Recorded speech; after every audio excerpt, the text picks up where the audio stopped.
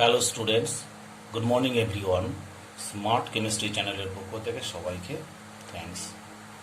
তো আজকে আমাদের ক্লাস ইনঅর্গানিক কেমিক্যাল বন্ডিং চ্যাপ্টারের লেকচার নাম্বার 2।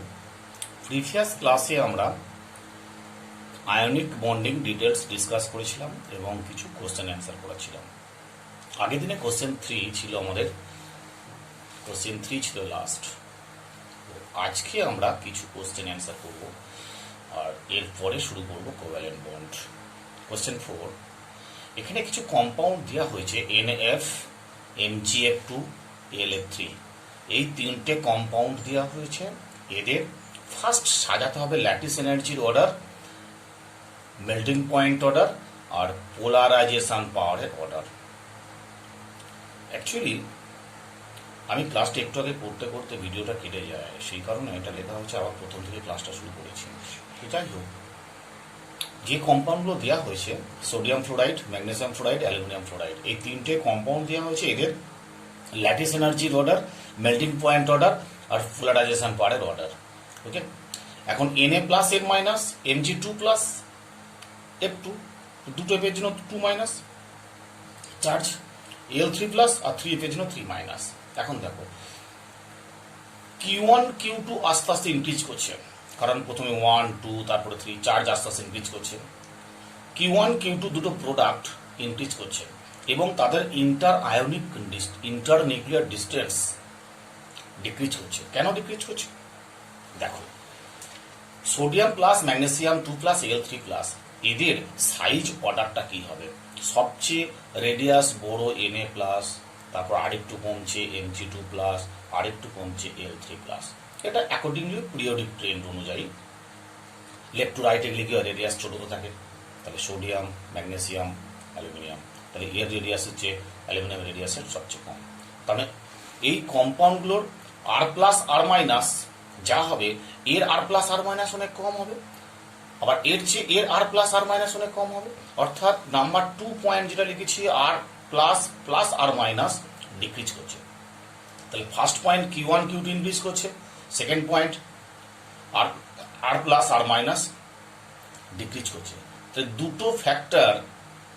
দুটো factor sufficient for calculation of U, that is lattice energy as well as melting point. এটা increase করলে lattice energy increase করে, R plus R minus decrease করলে lattice energy increase করে। So lattice এনার্জির order NAF এর চেয়ে Mgf2 বেশি, Mgf2 চেয়ে LF3 বেশি। কেন বলো তো?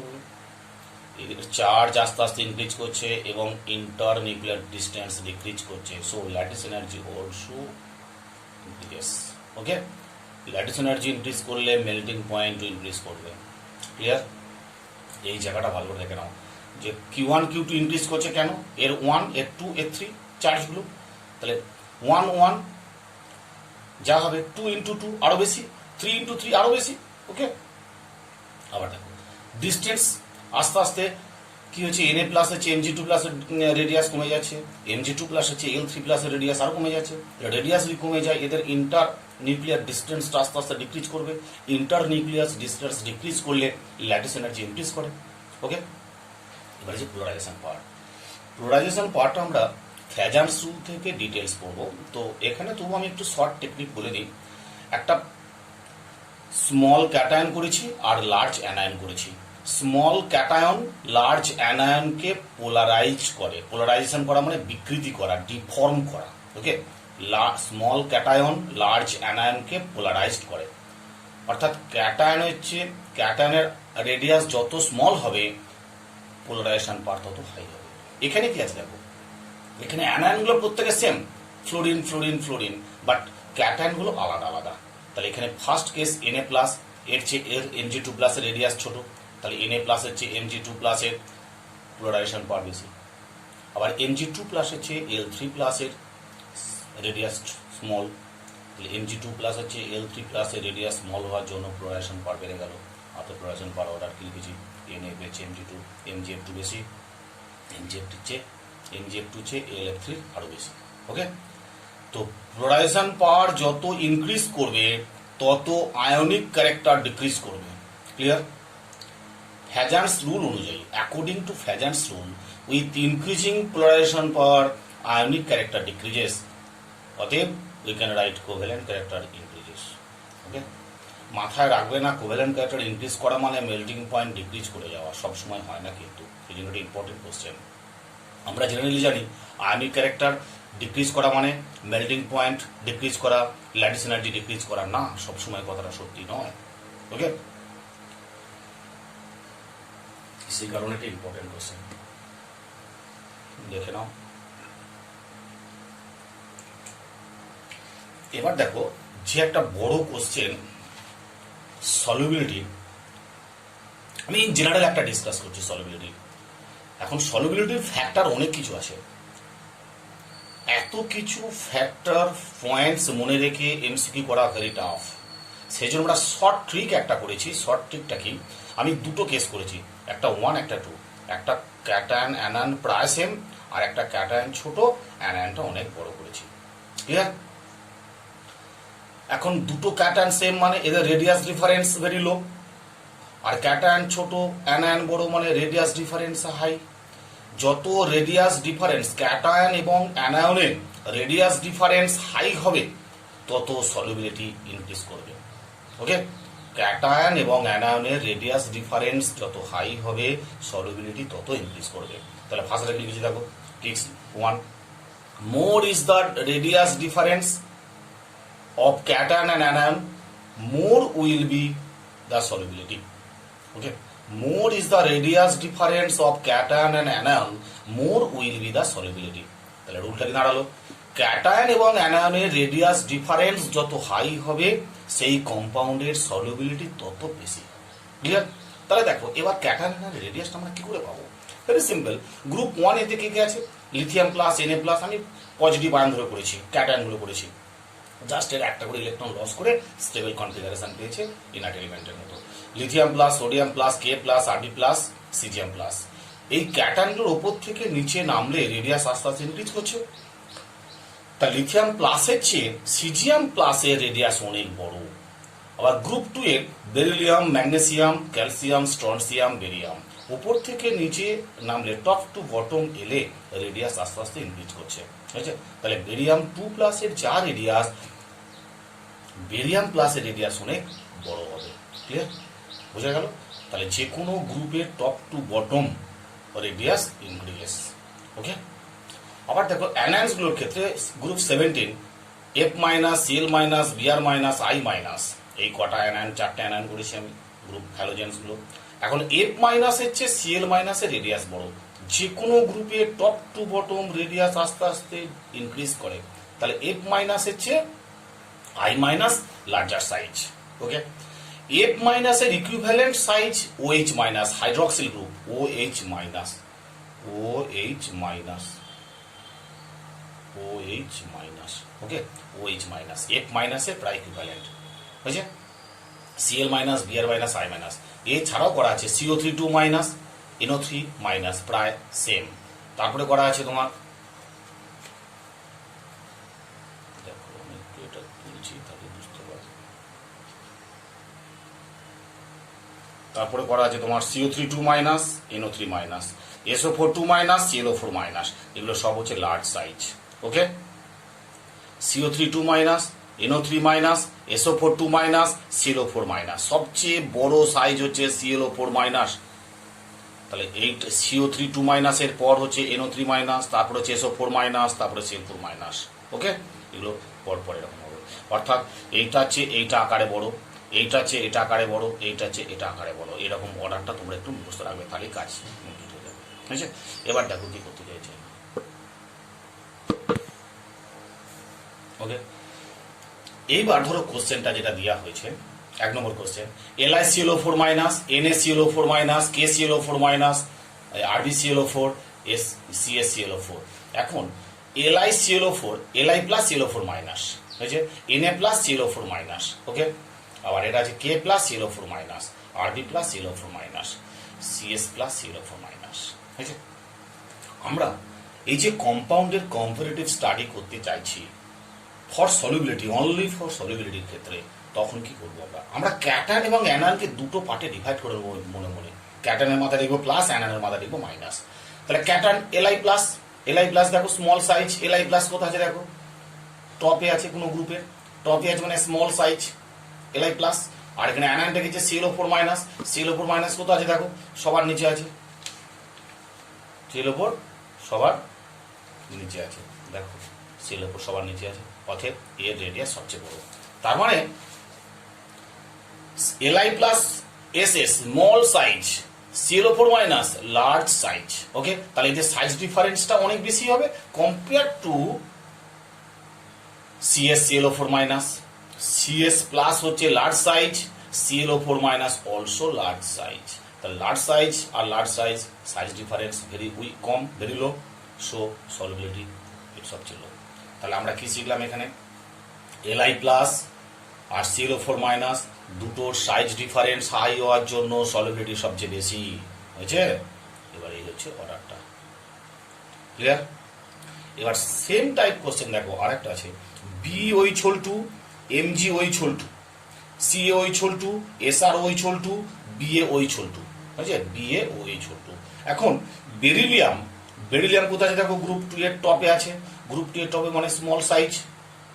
আর OH কোথায় আছে, F মাইনাস এর ইকুইভ্যালেন্ট টপে আছে স্মল সাইজ, তাহলে এটা স্মল সাইজ এটাও স্মল সাইজ। তাহলে স্মল সাইজ যদি হয় সাইজ ডিফারেন্স ভেরি লো। ওকে, লাস্টেটা দেখো BaOH2, BA কোথায় আছে সবার টপ নিচে আছে, বটমে আছে লার্জ সাইজ, আর OH মাইনাস হচ্ছে উপরে আছে স্মল সাইজ। তাহলে BA হচ্ছে লার্জ সাইজ LS আর OH মাইনাস হচ্ছে স্মল সাইজ। তাহলে এদের সাইজ ডিফারেন্সটা হাই, ক্যাটায়ন এবং অ্যানায়নের সাইজ ডিফারেন্স হাই, সেই জন্য সলিবিলিটি ম্যাক্সিমাম। তাহলে এর চেয়ে আরেকটু কম, মানে আস্তে আস্তে সলিবিলিটি আস্তে আস্তে ইনক্রিজ করবে। যে কোনো কম্পাউন্ডের কিংবা P ব্লক D ব্লক এই চ্যাপ্টার, হ্যাঁ কেমিক্যাল বন্ডিং, যে কোনো কম্পাউন্ডের সলিবিলিটি যদি আমরা কম্পেয়ার করতে চাই, আগে ফার্স্ট দেখব ক্যাটায়ন এবং অ্যানায়নের সাইজ ডিফারেন্স কত বেশি, অর্থাৎ 1 এর চেয়ে 2 কেসের সলিবিলিটি হাই হবে। কেন হবে না, 1 কেসের দুটো সেম সাইজ হওয়ার জন্য সাইজ ডিফারেন্স কম, আর 2 কেসের স্মল ক্যাটায়ন লার্জ অ্যানায়নের জন্য সাইজ ডিফারেন্সটা বেশি, সেই জন্য সলিবিলিটি বেশি। ক্লিয়ার? এটা কম্পারেটিভ স্টাডির ক্ষেত্রে কিন্তু শর্ট ট্রিক মাথায় রাখবে, খুব ভালো করে দেখে নাও। ওকে, শর্ট ট্রিক্স যারা কোশ্চেন পাঠিয়েছো তারা দেখবে যে সলিবিলিটির কোশ্চেনটা কতটা ইজি হয়ে গেল এবার। ওকে, তাহলে রুলটা কি ছিল, more is the radius difference of cation and anion, more will be the solubility. Okay,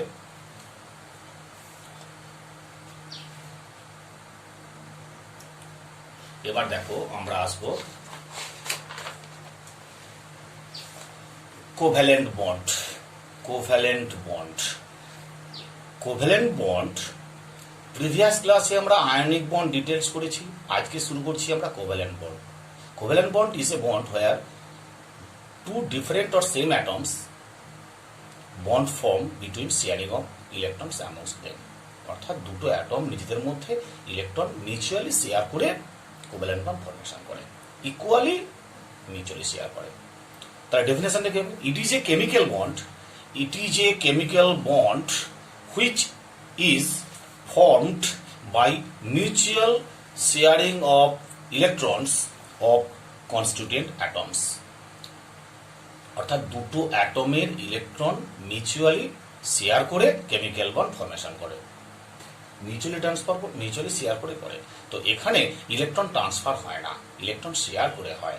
electrovalent বন্ডে আর আয়নিক বন্ডে যেমন ইলেকট্রন ট্রান্সফার করে ক্যাটায়ন এবং অ্যানায়ন ফর্মেশন হয়, আর কোভ্যালেন্ট বন্ডের ক্ষেত্রে ইলেকট্রন ইকুয়ালি শেয়ার করে, বুঝছে। যেমন ধরো হাইড্রোজেন দুটো ডিফারেন্ট হাইড্রোজেন অ্যাটম, এর একটা ইলেকট্রন আছে, এর একটা ইলেকট্রন আছে, এবার এরা দুটো কেমিক্যালি কম্বাইন্ড হতে চাইছে, তাহলে এই ইলেকট্রনটা মিডিলে আসবে, এই ইলেকট্রনটা মিডিলে আসবে, এসে দুটো ইলেকট্রন মাঝখানে এলো, এই দুটো ইলেকট্রন কি হবে, ইকুয়ালি এরা শেয়ার করবে, ইকুয়ালি শেয়ার করে এর একটা হাইড্রোজেন একটা কোভ্যালেন্ট বন্ড ফর্মেশন করবে, that is the covalent bond. এই কোভ্যালেন্ট বন্ড ফর্মেশন হওয়ার অনেক কিছু টেকনিক আছে, অনেক কিছু কনসেপ্ট আছে, যাকে সিম্পল এটা আমরা বললাম।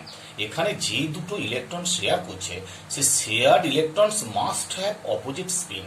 অর্থাৎ এই দুটো যে ইলেকট্রন আমরা হাইড্রোজেন অ্যাটমের ক্ষেত্রে দেখিয়েছি, এই ইলেকট্রন আর এই ইলেকট্রন, দুটো ইলেকট্রনের স্পিন হতে হবে সবসময় অপোজিট।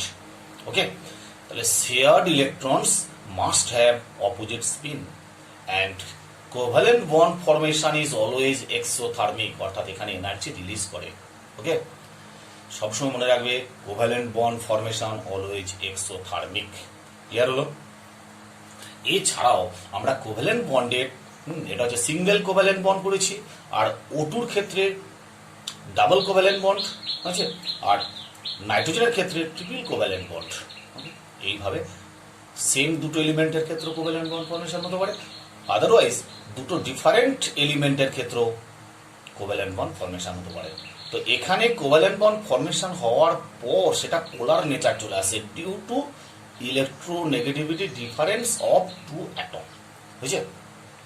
তাহলে HCl, এখানে H প্লাস হবে, Cl মাইনাস হবে, এখানটা H প্লাস হবে, Cl ডেল্টা মাইনাস হবে, H plus F delta minus, F delta minus, অর্থাৎ এখানে হলো পোলার কোভ্যালেন্ট বন্ড।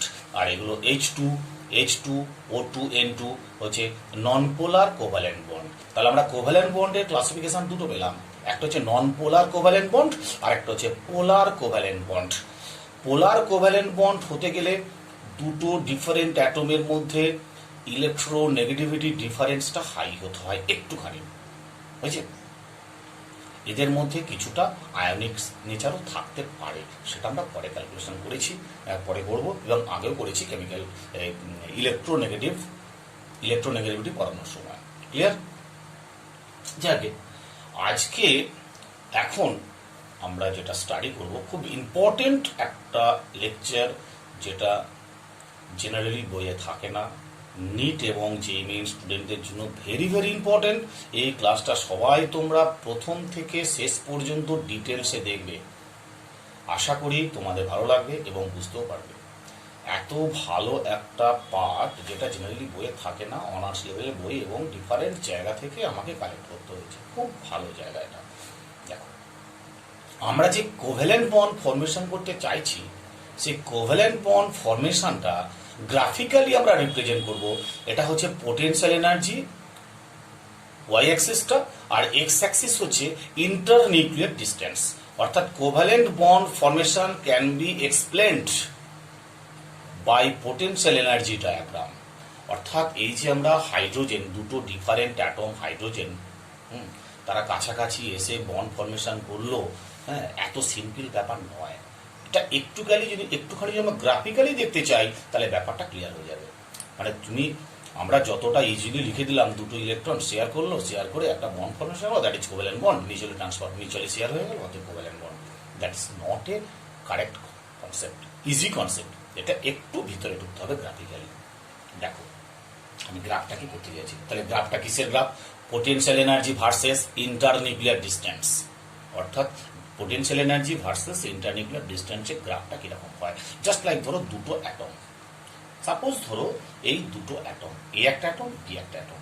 এই এ অ্যাটমের নিউক্লিয়াস প্রোটন আছে, আর ভ্যালেন্স শেলে একটা ইলেকট্রন, সাপোজ হাইড্রোজেনের ক্ষেত্রে। ওকে, আর বি অ্যাটমের ক্ষেত্রেও ঠিক তাই, দুটো সেম অ্যাটম করা হয়েছে এখানে, এ আর B.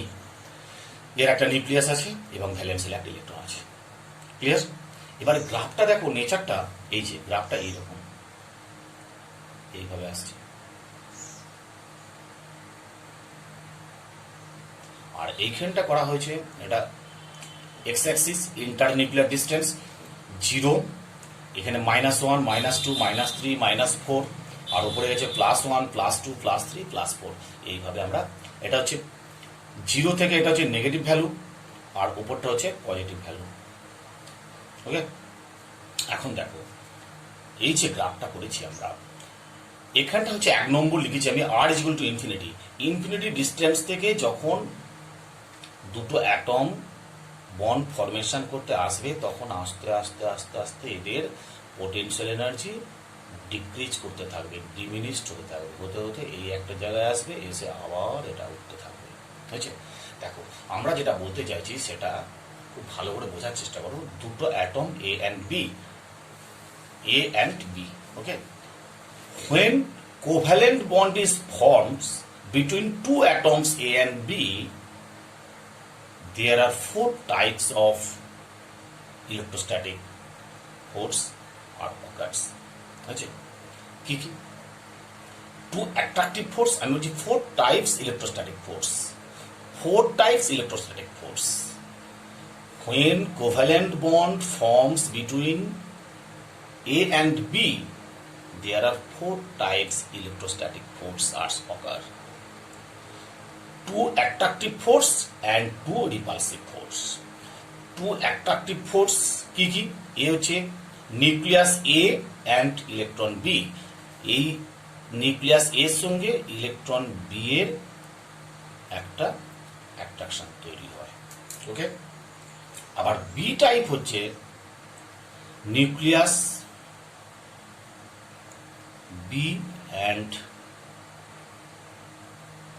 Electron A. Nucleus B and electron A, nucleus B and electron A. Okay, nucleus A এর সঙ্গে বি অ্যাটমের ইলেকট্রনের একটা ফোর্স অফ অ্যাট্রাকশন থাকে। ওকে, আবার নিউক্লিয়াস বি এর সঙ্গে এ টাইপ ইলেকট্রনের একটা ফোর্স অফ অ্যাট্রাকশন থাকে। দ্যাট ইজ দুটো হচ্ছে অ্যাট্রাকটিভ ফোর্স। এবার টু রিপালসিভ ফোর্স কি হবে? টু রিপালসিভ ফোর্স, 2 নম্বর point, two repulsive force, two repulsive force. A point হচ্ছে টু নিউক্লিয়াই, টু নিউক্লিয়াই মানে দুটো নিউক্লিয়াসের মধ্যে হবে, এই দুটো নিউক্লিয়াসের মধ্যে হবে রিপালশন, প্রোটন প্রোটন রিপালশন হবে। বি পয়েন্ট হচ্ছে two electrons, two electrons, two electrons means এই দুটো ইলেকট্রনের মধ্যে রিপালশন হবে। বুঝেছে? তাহলে এই দুটো নিউক্লিয়াসের মধ্যে একটা রিপালশন আসবে আর এই দুটো ইলেকট্রনের মধ্যে একটা রিপালশন আসবে। ক্লিয়ার? তাহলে four types electrostatic force of একটা ইলেকট্রোস্ট্যাটিক ফোর্স হলো। এবার দেখো নাম্বার 2 পয়েন্টস। তাহলে এইখানে 1 নম্বর দুটো, এই কেসটা আমরা আর ইনফিনিটিতে হচ্ছে। এইবার যত এরা অ্যাপ্রোচ করছে, when two atom approach to each other, যখন এইভাবে অ্যাপ্রোচ করছে এরা, the electrical potential energy gradually decreases. The electrical potential energy gradually decreases as the potential energy converted to kinetic energy. এই পয়েন্টে আমরা বলতে পারি একটা 2 পয়েন্ট। ওকে, দ্যাট ইজ, এটা আছে 2 পয়েন্ট। তাহলে কি হলো? যখন এ আর B atom, when two atoms A and B এই 1 নম্বর পজিশনে আছে আর টু ইনফিনিটি, এখান থেকে যখন আস্তে আস্তে নিচের দিকে নামছে, অর্থাৎ when two atoms approach to each other, the electrical potential energy gradually decreases as the potential energy converted to kinetic energy. That is 2 position. তাহলে 1 থেকে 2 এলো, অর্থাৎ দুটো অ্যাটমস কাছাকাছি আসছে, আরো কাছে চলে এলো। তাহলে যত কাছাকাছি আসছে A atom and B atom, A and B atom, তত এদের কি হচ্ছে? পোটেনশিয়াল এনার্জি ডিক্রিজ করছে। This potential energy converted to kinetic energy. আরো যত অ্যাপ্রোচ করছে তত কি হবে? আরো কাছাকাছি চলে এলো। Potential energy decreases, potential energy decreases with decreasing distance. Okay, ultimately an equilibrium of internuclear distance is reached when the potential energy is minimum. বুঝছে? যখন পোটেনশিয়াল এনার্জি মিনিমাম হলো তখন একটা ইকুইলিব্রিয়াম রিচ করলো, position 3।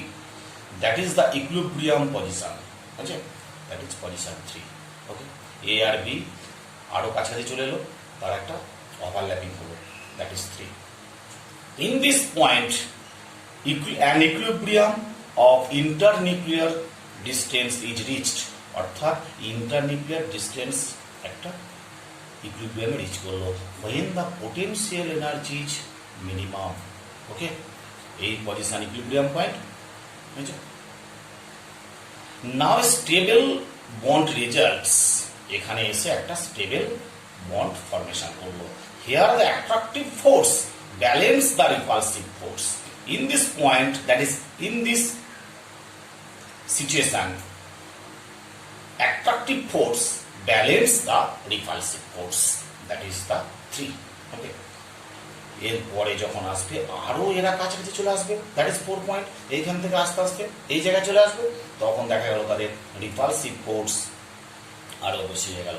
With further decreasing the distance, বুঝছে, এই যে 3 থেকে 4 যাচ্ছে, with further decreasing the distance the repulsive force predominates and energy levels rises steeply, অর্থাৎ আস্তে আস্তে এনার্জি লেভেল আস্তে আস্তে এইভাবে হচ্ছে। ওকে, তাহলে 1 এইটা, 2 this, 3 equilibrium point this, 4 this. Okay. At the equilibrium 3, at the equilibrium internuclear distance of 0.74 angstrom, অর্থাৎ এই যে জায়গাটা, এই ডিস্টেন্সটা হচ্ছে ইন্টারনিউক্লিয়ার ডিস্টেন্স, যেটা হচ্ছে 0.74 angstrom. The molecule acquires maximum stability. At this point, molecule acquires maximum stability by losing 4 point, দেখো মাইনাস এখানে আছে, এই জায়গাটা কত, মাইনাস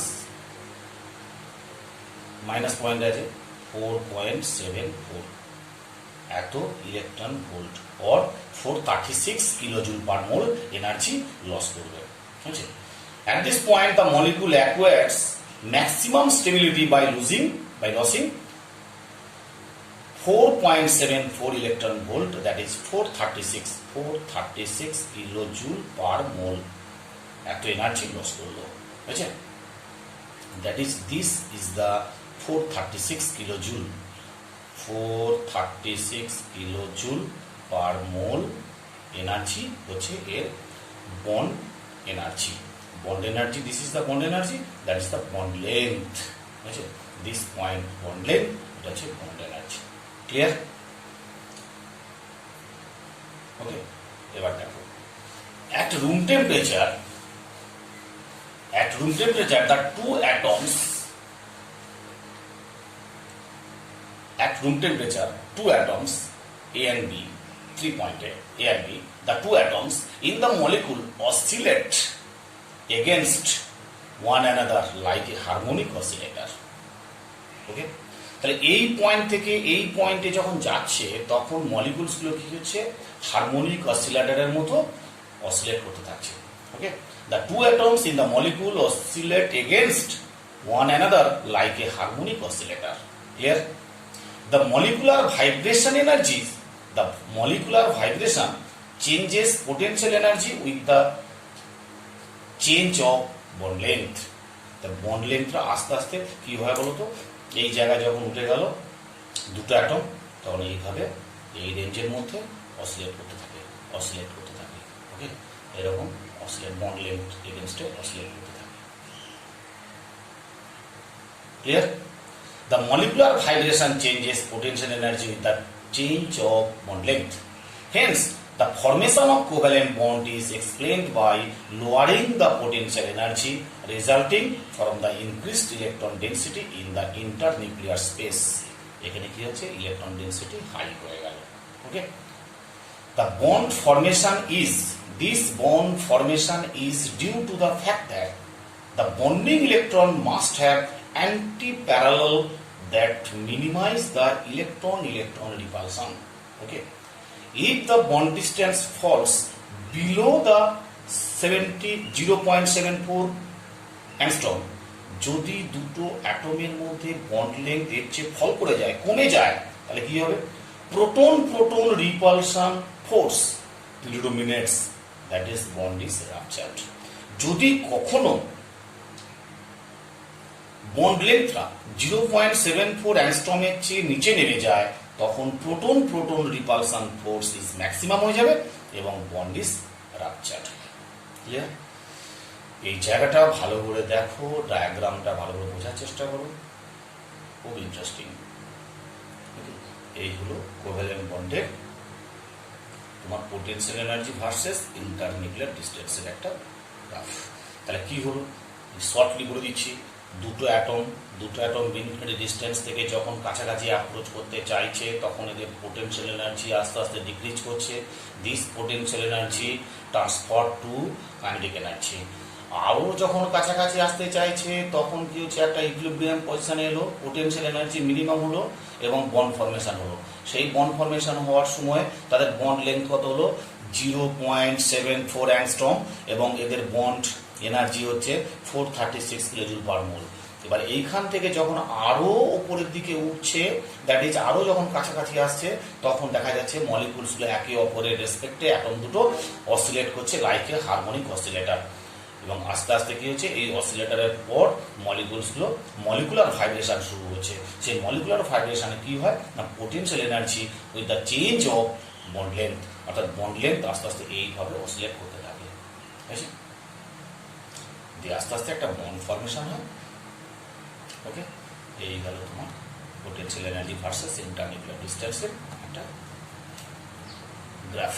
আরেকটা কথা বলি এখানে ছোট্ট করে, যেটা যদি কোশ্চেনটা আসে, দেখো, what is the slope of the graph? Slope equals D potential energy by D R, এটাকে আমি আর ধরছি, R is equal to minus F. অর্থাৎ নেগেটিভ, এই জায়গাটায় আসছে নেগেটিভ স্লোপ আর এই জায়গাটায় আসছে পজিটিভ স্লোপ, বুঝছে? That is overall negative slope, clear? Bond formation পর্যন্ত negative slope. Okay, that is the এই কার্ভের একটা স্লোপ আমরা পেলাম, অর্থাৎ নেগেটিভ ফোর্স স্লোপটার নাম, ক্লিয়ার?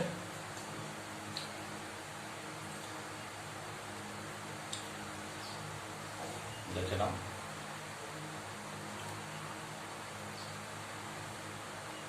খুব ভালো করে এটা বুঝবে।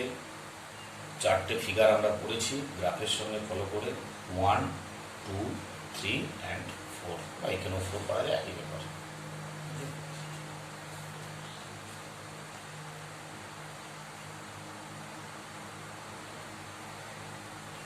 দেখে নাও, আরো ভিডিওটা কাছে করে দিলাম, গ্রাফটাকে আরো বড় করে দিলাম। ওকে, গ্রাফটা স্টার্টিং হবে এইখান থেকে, এইভাবে আসবে, 1 position, 2 position, 3 position, 4 position, clear? Two attractive force की nucleus A and electron B, nucleus B and electron A। Two repulsive force की 2 নিউক্লিয়াই, দুটো নিউক্লিয়াসের মধ্যে, আর 2 ইলেকট্রনস, দুটো অ্যাটমের নিউক্লিয়াসের মধ্যে, এই ইলেকট্রনের মধ্যে, কেস 1, কেস 2, কেস 3 আর হচ্ছে কেস 4। ওকে, কেস 4, ক্লিয়ার? সবাইকে বলছি ভিডিওটা ভালো করে দেখো শেষ পর্যন্ত দেখলে অবশ্যই তোমরা ভালো করে বুঝতে পারবে। ক্লিয়ার করে দেখো এবং ভিডিওটা সবাই শেয়ার করো এবং সাবস্ক্রাইব করবে। ওকে, তাহলে যখন দেবো সেটা পেয়ে যাবে। ওকে, টাটা, থ্যাংকস।